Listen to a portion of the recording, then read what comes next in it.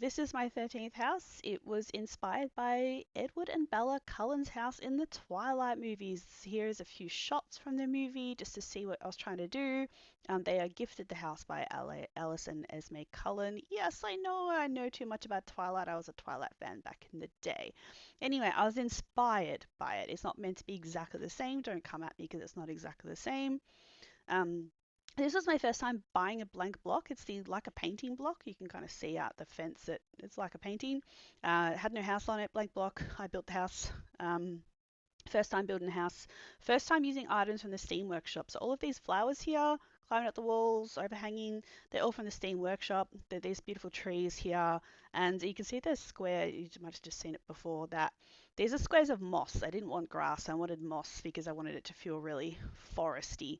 So thank you all to all the wonderful people who make stuff for the Steam Workshop. You are my heroes. I don't know how you do it. I wish I knew because then I could make stuff too, but sorry, a bit jumpy there. I obviously spent ages on the garden and I put hedges all around the block because Bella and Edward live in a forest. So I was really trying to recreate that kind of foresty feeling.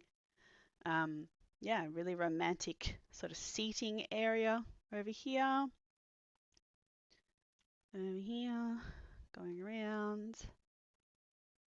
So yeah, really trying to just create that beautiful romantic forest sort of setting. I think some of these are from the Steam Workshop as well. The fountains overflowing with the flowers also from the Steam Workshop. Again, I owe so much of this property in particular to the Steam Workshop.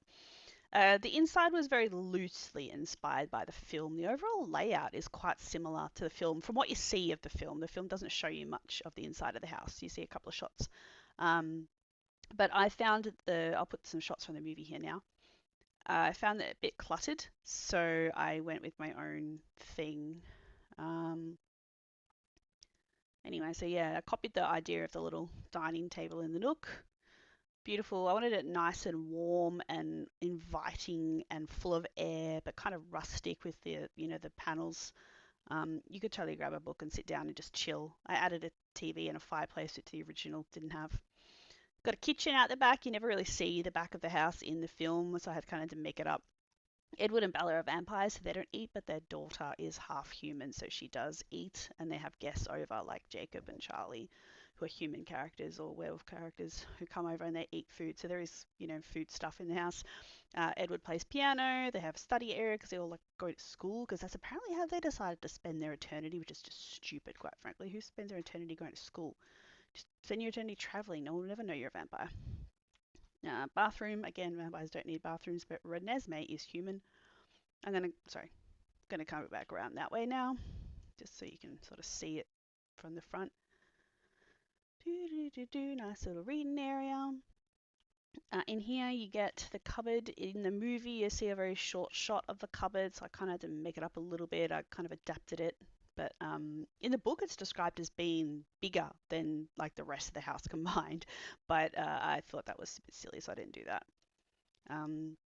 This is Bella and Edward's room. You don't really see this in the movie, so I kind of had to make it up. But in the books, the Cullens are described as liking a lot of white furniture and a lot of white sort of features. They kind of like things bright and airy because they can't really go out in the day.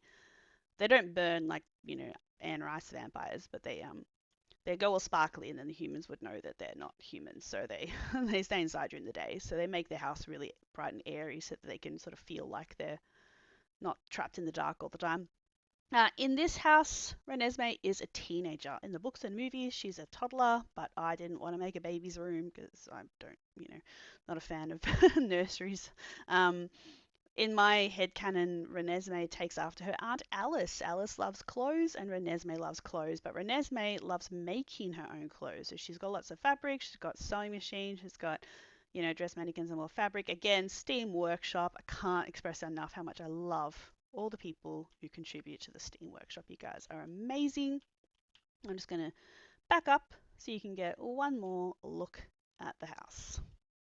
I'm really proud of this one. I was really considering making it my office, but I live in the summer house, which I kind of like better overall. So, yeah. Thank you.